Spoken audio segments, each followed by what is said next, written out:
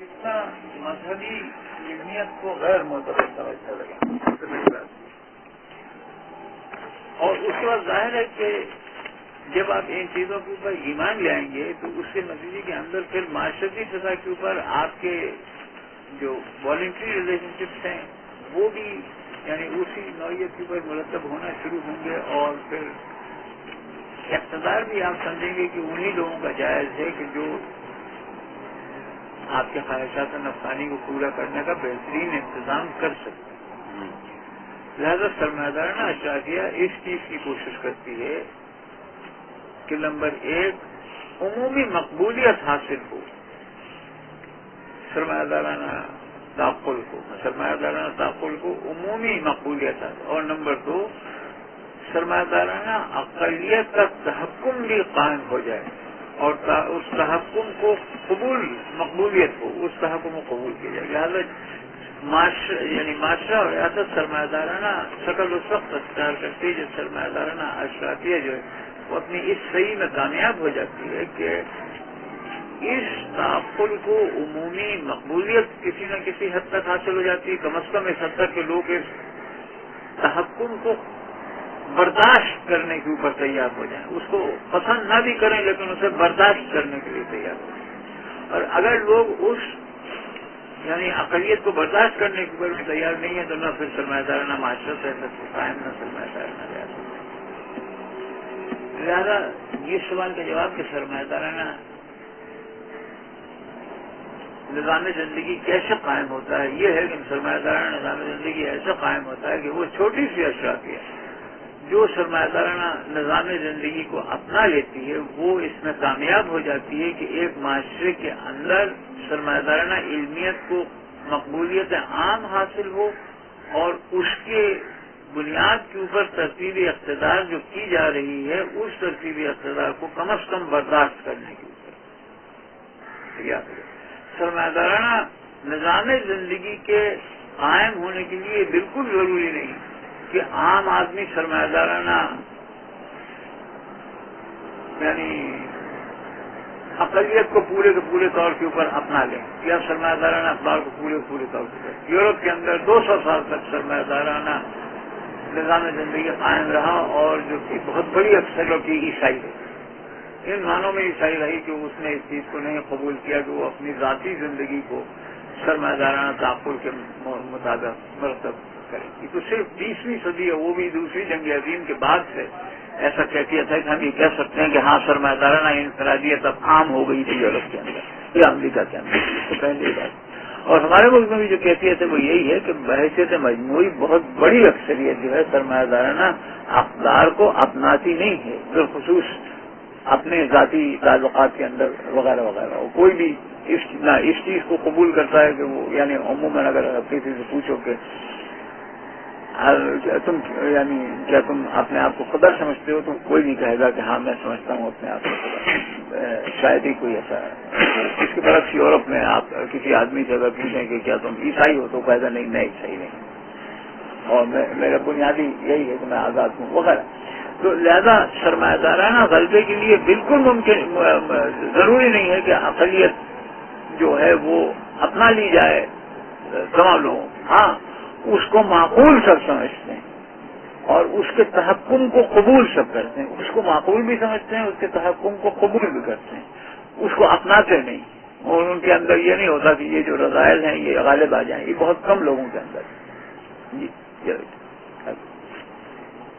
کہتے ہیں ریاستی اقتدار. ہم نے دیکھا کہ معاشرے کے برعکس کے جہاں تعلقات رضاکارانہ بنیادوں پر استعمال ہوتے ہیں, ریاست ایک نظام اقتدار کا نام ہے جس کے پاس اپنے فیصلوں کے نفاذ کے لیے ایک مخصوص علاقے اور اس کی آبادی کے لیے قوت نافذہ بھی موجود ہوتی ہے.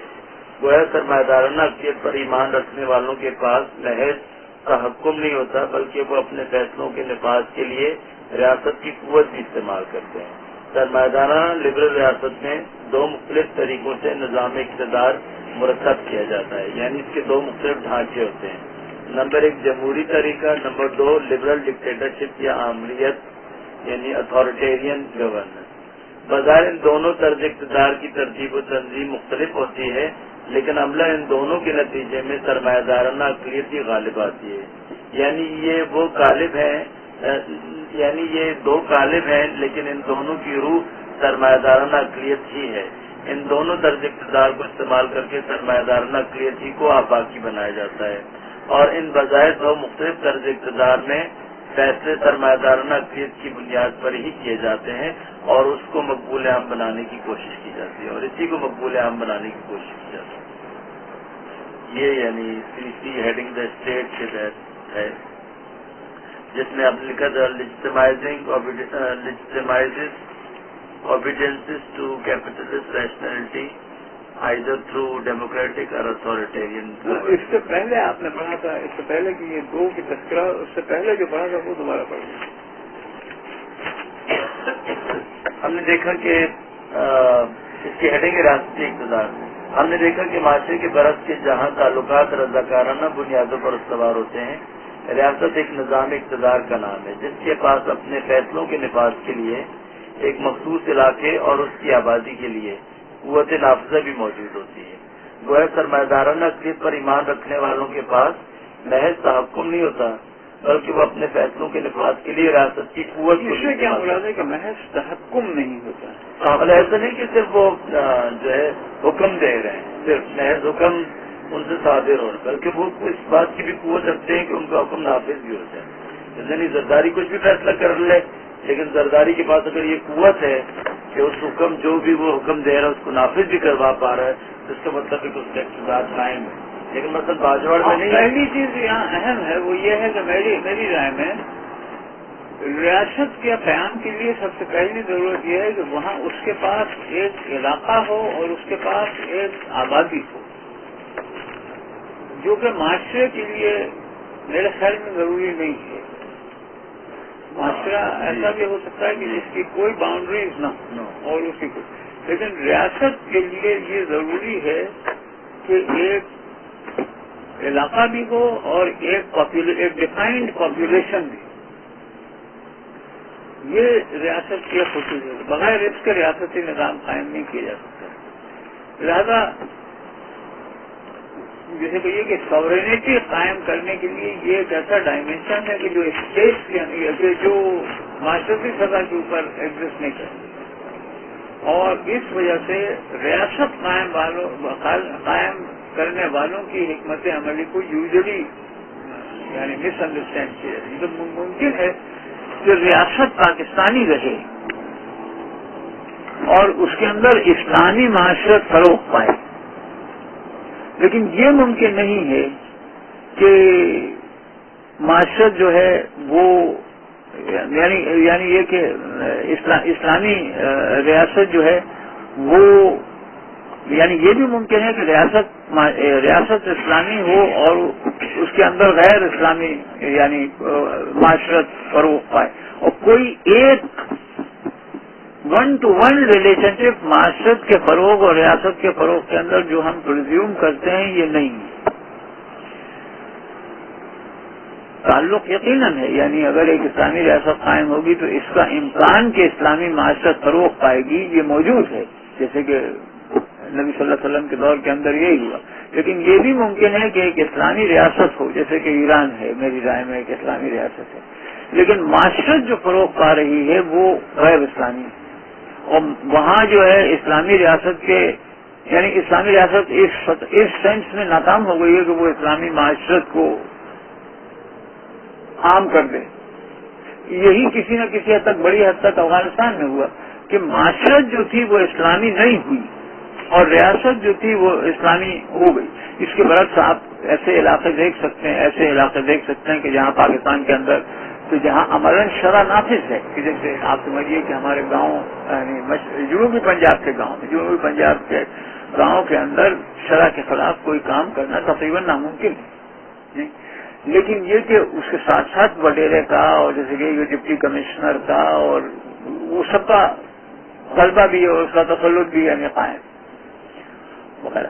تو یہ کوئی ون ٹو ون ریلیشن شپ نہیں ہے کہ نیسسریلی اگر ایک معاشرہ جو ہے وہ اسلامی رنگ کا ہے تو ریاست بھی وہاں اسلامی ہی موجود ہوگی، ایسا نہیں. یا اگر کوئی اسلامی ریاست قائم ہو گئی تو نیسسریلی وہاں جو معاشرہ قائم ہوگا وہ ایک اسلامی معاشرہ ہوگا، ایسا نہیں، بلکہ یہ بالکل ممکن ہے کہ جو لوگ غیر اسلامی معاشرت کو پریکٹس کر رہے ہیں وہ اقتدار کو، اسلامی اقتدار کے نظام کو مجبوراً برداشت کر رہے ہیں، اور یہ بھی بالکل ممکن ہے کہ جو یعنی اسلامی نظام اقتدار چلا رہے ہوں وہ اسلامی غیر اسلامی معاشرت پر ہو۔ اس کے اوپر کوئی رسپانس ہو، یہ بہت وہ بات ہے جس کے اوپر سوچنے کی ضرورت ہے، تو کوئی اس پہ رسپانس ہے کہ مطلب اس سے پہلے آپ نے جو بھی کرا اس میں بحث پہ ابھی تک یہ آیا کہ آپ نے کہا ایک عقیدہ ہوتا ہے، عقیدے کی بنیاد پہ وہ اپنا علمیت کو غالب کرتا ہے، اور علمیت غالب کرنے کے بعد وہ اقتدار کو انسٹیٹیوشنل ڈیولپمنٹ بالکل یہاں پہ نہیں نظر آتی، اس میں کہ ادارتی سب بندی کا بالکل نہیں نظر آتا کہ ایک دم ہی یعنی اقتدار سے پہلے وہ ایک ایسی ادارتی سب بندی کرتا ہے، ایسے ادارے بناتا ہے جہاں پہ اس کی جو عقیدہ ہوتا ہے اس کی پریکٹس کی جاتی ہے، اور اس کے نتیجے میں معاشرت جو ہے وہ پوری کی پوری سرمایہ داری بن جاتی ہے، وہ انسٹیٹیوشنل ڈیولپمنٹ ہے، بلکہ پھر آپ براہ راست جو ہے پھر وہ اس پہ آ جاتے ہیں کہ وہ ریاست کے اوپر آ جاتے ہیں۔ میں کہہ رہا تھا کہ انسٹیٹیوشنل پرسنل کا بھی تفصیلی تذکرہ ہے اور انسٹیٹیوشن کا بھی 7-8 انسٹیٹیوشن کا بلکہ 11 انسٹیٹیوشن کا تفصیلی تذکرہ ہے۔ یہاں تو ایک اصولی بات ہو رہی ہے کہ کیا ایسا ممکن ہے کہ اگر ریاست جو ہے وہ غیر اسلامی ہو اور معاشرہ جو ہے اسلامی ہو سکتا ہے، تو ایک واضح لائن کھینچی جا سکتی ہے، یا جو ہے وہ ریاست اسلامی اور معاشرہ غیر اسلامی ہو سکتا ہے۔ تو میرے خیال میں اس کو شاید اس آگے جو بحث تھوڑی سی آ رہی ہے اس سے اگر ریلیٹ کر کے دیکھیں کہ جس میں ایک یہ چیز ہے کہ جو ریاست صرف اسی چیز کو نافذ کرتی ہے بیسکلی، اور اسی چیز کی عکاس ہوتی جو معاشرے میں فی الواقع موجود ہوتے ہیں، اور جو ویلیوز اور جو اقدار معاشرے کے اندر رائج اور عمومی حیثیت حاصل کر چکی ہوتی ہے، ریاست صرف اس کی ایک عکاس ہوتی ہے۔ اور دوسرا تصور یہ ہے کہ نہیں جو ہے وہ ریاست محض ان کی عکاس نہیں ہوتی، بلکہ معاشرے کے لوگ تو کچھ اور چاہتے ہیں، لیکن ریاست جو ہے وہ ان کو اس بات پہ راضی کرتی ہے کہ وہ مخصوص چیز جس کو ہم نے سرمایہ دارانیت کہا کہ وہی چاہنے لگے۔ تو میرے خیال میں اس سے اس کو کیا جا سکتا ہے ایکسپلین۔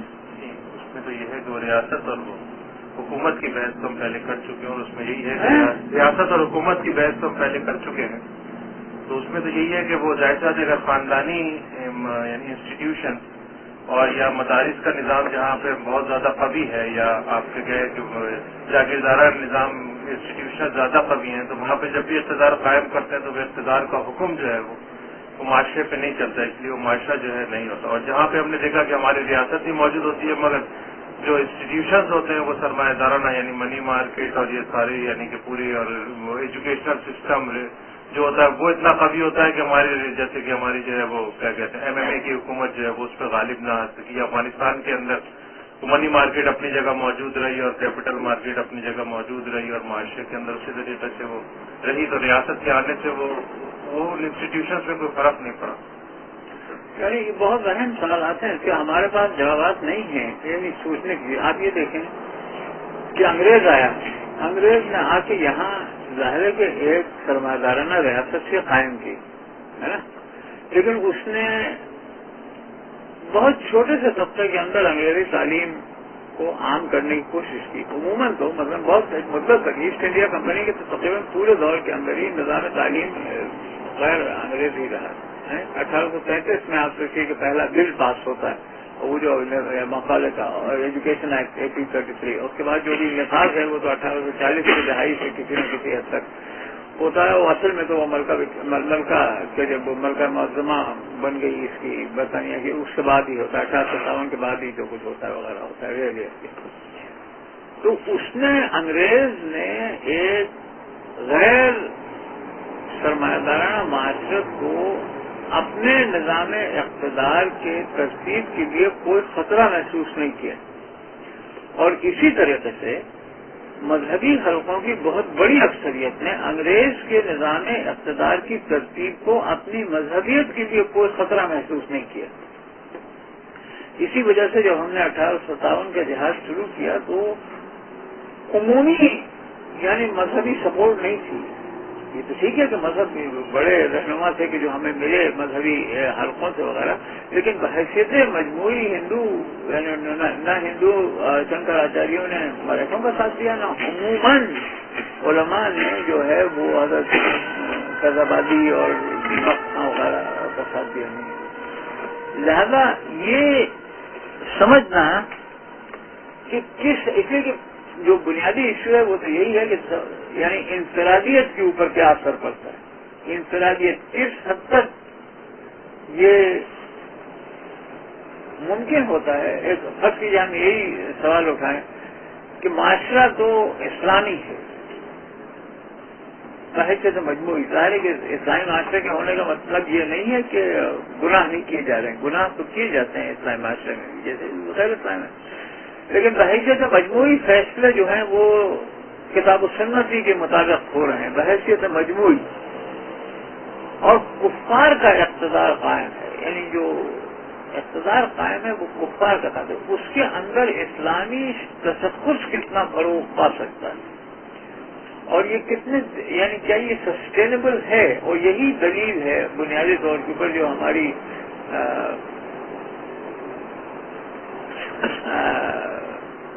ریفارمسٹ تحریکیں ہیں ان کی دلیل ہے. ریفارمسٹ تحریکوں کی دلیل جو ہے وہ یہی دلیل ہے کہ یہ مصلحین کی تحریکوں کی جو دلیل ہے وہ یہی دلیل ہے کہ ریاست کے کاروبار کے نتیجے کے اندر ریاست کے غیر اسلامی خطوط کے مرتب ہونے کے نتیجے میں اسلامی شخصیت کے اوپر کوئی خاص اثر نہیں کرتا.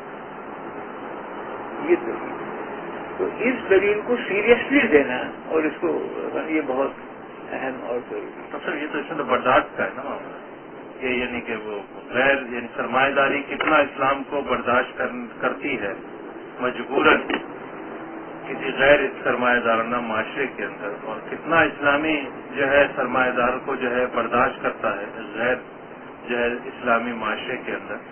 تو وہ برداشت پہ ہے نا کہ ہماری پاس کتنی چیز کو برداشت، یعنی کہ چاہتے تو ہم نہیں ہیں اس کو کہ ہم کریں. سرمایہ داری بالکل نہیں چاہتی کہ اسلام انفرادی صورت پہ بھی جو ہے وہ موجود رہے. جیسے عیسائیت ختم ہو گئی مگر شروع میں تو برداشت کرتی ہے، عیسائیت کو بھی سیکولرزم کے تحت برداشت کیا تو اسلام کو بھی وہ برداشت کرنے پہ مجبور ہوتی ہے کہ وہ اتنے بڑے حملہ نہیں کر پاتی کہ وہ اسلامی انفرادیت کو یا ہندوازم کو یا بدھزم کو جو بالکل ہی ختم کر دے. یا یہ ہے کہ جس طریقے سے ریڈ انڈین وہ تو ہم نے پہلے دیکھا کہ یہ سرمایہ داری تو غیر سرمایہ دارانہ معاشروں میں آتی جب ہے جب وہ قتل عام کر دے مجموعی طور پہ، جیسے ریڈ انڈین کا کر دیا. وہ کر نہیں پاتی وہ اتنے بڑے تعداد میں.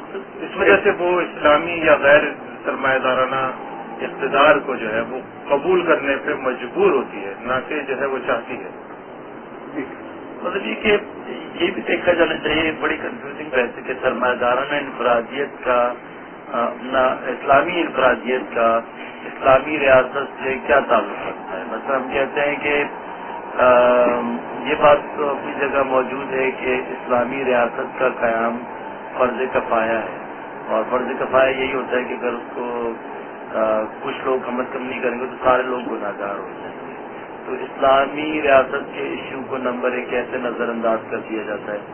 پھر یہ کہ کچھ اسلامی احکام ایسے ہیں جو کہ اسلامی ریاست کی عدم موجودگی کے اندر اسلامی انفرادیت میرے خیال میں شاید پوری نہیں کر سکتی کسی لحاظ سے بھی.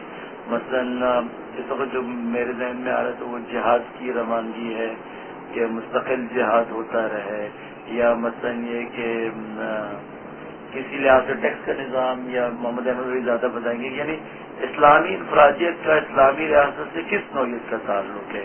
کیا یہ ایسا ضروری تعلق ہے کہ اگر اسلامی ریاست نہ بھی موجود ہو تو اسلامی انفرادیت مسلسل پنپتی رہے گی اور وہ سفیشینٹ ہے، کافی ہے؟ یا یہ کہ نہیں اسلامی ریاست ناگزیر ہے کہ اس کا موجود ہونا؟ محمد احمد بھائی کچھ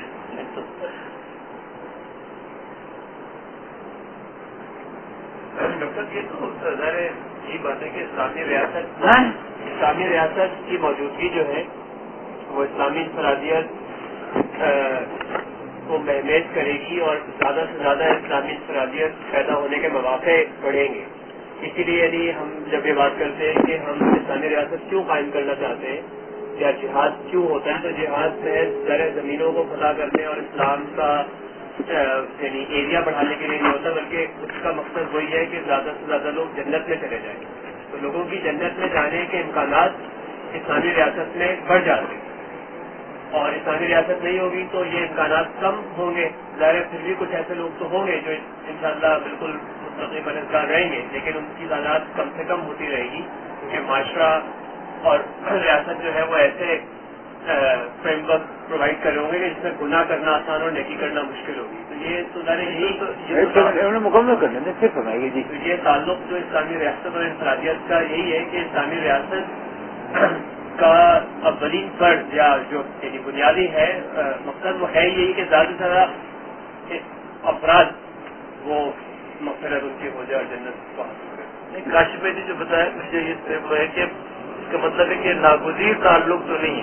ٹھیک ہے اس کو سپورٹ ملتی ہے کہ زیادہ سے زیادہ لوگ اسلام قبول کر لیں، لیکن جو ہماری فکر میں جیسے جماعت اسلامی کی فکر میں ریاست کی بحث کو اتنی مرکزیت حاصل ہے تو یعنی وہ غلط ہے. یا ہمارے یہاں مطلب علی بھائی کی مجھے یاد آتا ہے کہ ایک ڈسکشن ان سے ہوئی تو انہوں نے کہا کہ نہیں یعنی سارے انفرادی اعمال ایسے ہیں جو ریاست کے بغیر بھی انجام دیے جا سکتے ہیں اسلامی اعمال. آپ مجھے بتائیں کون سا ایسا فرض ہے؟ تو میں نے جیسے کہا زکوٰۃ کا، تو انہوں نے کہا کہ نہیں زکوٰۃ کے لیے بھی معاشرے کے اندر ایک نظم قائم کیا جا سکتا ہے.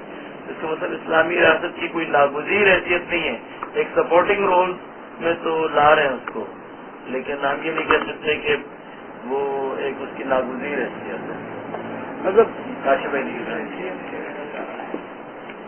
یہ مثال کے طور سے حدود اللہ کا نفاذ ہے اور جہاد کے لیے لشکروں کی روانگی ہے یا مسلمانوں کے جو اجتماعی معاملات ہیں ان کا تحفظ، وہ تو مطلب انفرادی طور سے تو نہیں اس طرح ممکن جس طرح ایک اسلامی ریاست ممکن بناتی ہے.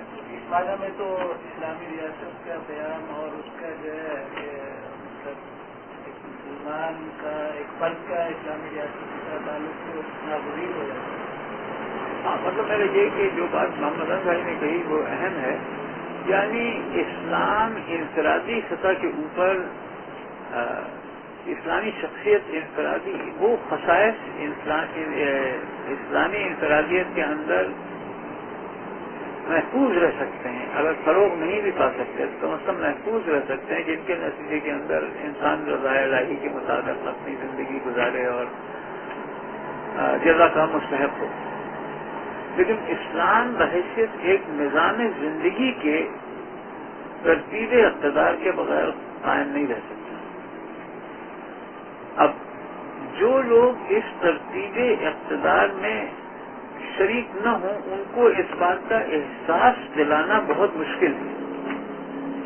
یعنی جو لوگ مثلا اگر ہم دیکھیں انگریز کے خلاف جو جدوجہد ہے ان کے ہمیشہ ایک ایسا گروہ رہا ہے کہ جس نے انگریز کے خلاف جدوجہد کو اولت دی. صرف کوئی حضرت یعنی دیوبند کی 19ویں صدی کے آخر کی تحریک نہیں، یہ تحریک احرار کی شکل میں ہمیشہ ایک گروہ ایسا رہا. یعنی مولانا محمد علی سے جو ہوا اس کا نتیجہ یہی تھا کہ ترتیب یعنی تحریک احرار اور تحریک احرار سے پہلے بھی اور تحریک احرار کے بعد بھی ہمیشہ ایسا ایک گروہ رہا ہے کہ جس نے اس چیز کو کہ نہیں بحیثیت مجموعی اقتدار کو مرتب اسلامی خطوط کے اوپر کرنا ناگزیر ہے، اس کا احساس رہا ہے. لیکن یہ ہمیشہ بہت ایک چھوٹا سا گروہ رہا ہے ہمیشہ. یعنی میں سمجھتا ہوں پوری اسلامی تاریخ میں یہ بات استعمار کے خلاف جو جدوجہد ہے اس میں کئی ممالک کے اندر اگر ہم یہ دیکھیں تو ہم یہ چیزیں دیکھیں. اور بحیثیت مجموعی بہت بڑی اکثریت ایسی ہوتی ہے کہ جو کہتی ہے کہ نظام اقتدار کے ترتیب سے ہمارا کوئی واسطہ نہیں. مطلب ہم نے کبھی تھانے نہیں جاتے، ہم نے کبھی کوئی کورٹ کے اندر مقدمہ نہیں پیش کیا، ہم بینک سے ہم یعنی وہ نہیں ہے، بینک میں ہم نے کبھی کوئی کھاتہ نہیں کھولا. آپ کوئی بات بتا دیں جس کا ہمارا ترتیب اقتدار سے کوئی یعنی تعلق. ہم اپنی ریڑھی خود چلاتے ہیں, کسی کاروبار کے اندر وہ فیکٹری کے اندر کام نہیں کرتے کہ ان کا ڈسپلن ہمیں قبول کرنا پڑے ایسا. اور جہاں تک ہمارے مذہبی معاملات ہیں اس کے اندر دلچسپی نہیں رہتے. تو یہ تم لڑائی لڑ رہے ہو نظامی, یہ ایک مصنوعی لڑائی ہے, اس سے ہماری زندگی میں کوئی تعلق نہیں. اچھا ظاہر ہے کہ یہ سرمایہ داری چونکہ ایک ٹوٹلائزنگ فیکٹر ہے, اس لیے یہ گروہ جو ہے یہ اپنی یہ پوزیشن مینٹین کرنا مشکل رکھتا ہے, اس لیے کسی نہ کسی حد سے اسے کسی نہ کسی تعلق میں پھنسنا پڑتا ہے وغیرہ. تو اس کے اندر یہ موقع پیدا ہوتا ہے کہ پھر آپ ہی کہیں گے جناب نہیں جناب یہ تو ایسا نہیں ہے, یہ چیز آپ نہیں کر سکتے, وہ نہیں کر سکتے, کاروبار کو بڑھانا ہے تو بغیر سود کا قرضہ آپ نہیں لے سکتے ہو, یہ وہ ایٹسٹرا مختلف باتیں کر. لیکن ایک ابھی تک ہمارے ممالک کے اندر یہ کیفیت ہے کہ جو اسلامی زندگی کے سب سے زیادہ پابند علاقے اور سب سے زیادہ پابند لوگ ہیں وہ سب سے زیادہ جیسے کہیے کہ ریاستی نظام سے کافرانہ ریاستی نظام سرمایہ دارانہ ریاستی نظام سے محفوظ ہیں سوائے سرحد کے جہاں کے جہاد برپا ہے. یعنی سرحد کی پوزیشن تو اس وجہ سے ایک یعنی ایکسپشنل ہے کہ وہاں طالبان عالی شان نے ملک فتح کیا اور فتح کرنے کے بعد پھر اس کے نتیجے کے اندر سرحد جو ہے پورا ملوث ہوا, لہذا وہ بمباری اور یہ وہ اور ایکسٹرا. تو یہ وہاں تو کوئی بھی نہیں کہہ سکتا کہ کفار کے نظام اقتدار کے نتیجے کے اندر تمہاری زندگی متاثر نہیں ہو رہے ہوگا. لیکن مثلا سرحد اور بلوچستان میں آپ کا بلوچستان میں تو تحریک اسلامی تقریباً نہ ہونے کے برابر ہے. یعنی جو ہماری جمعیت علماء اسلام وہاں موجود ہے تو وہ بھی اب قبائلی نظام اور جیسے کہ تمام مراعات ہو یہ وہ سب کوئی بھی اس کا ایسا انقلابی یا ریاستی تو کردار اس کا ایسا ہے اس کے وہ اسی ریاستی نظام کے حصے کے طور کے اوپر موجود ہوگا. لیکن سب سے زیادہ یعنی سب سے زیادہ جو کاربن ہیں اسلامی اقدار کے وہ سب سے زیادہ اس ریاستی نظام سے دور ہیں کہ جو سرمایہ داری کا ریاستی نظام ہے. لہذا تحریکات اسلامی کی غلبہ اور تحفظ دین کے اسلامی کی جو تحریکات ہیں ان کے لیے ایک یہ احساس پیدا کرنا ہے کہ جیسے کہ مولانا صاحب نے کہا کہ مجموعی معاملات کے اندر جب تک کفار کے ہاتھ میں اقتدار ہے اس وقت تک فیصلے شرع کے مطابق نہیں کیے جا سکتے. اس لیے آپ اپنے انفرادی تعلقات کی بنیاد کے اوپر کتنی بھی اسلامی معاشرت عام کیوں نہ کریں نظام زندگی اسلامی نہیں رہے گا. نمبر 1. نمبر 2 سرمایہ داری ایک ڈائنامک اور پھیلنے والی چیز ہے. وہ کوئی ایسی چیز نہیں کہ جیسے انگریز کا اقتدار آیا اس نے اپنے آپ کو پہلے بہت دنوں تک کچھ سرحدی یعنی کچھ ساحلی علاقوں تک محدود رکھا. جو اس کا جو کاروبار تھا وہ ساحلی علاقوں بمبئی اور کلکتہ اور مدراس اور یہ وہ ان جگہوں پر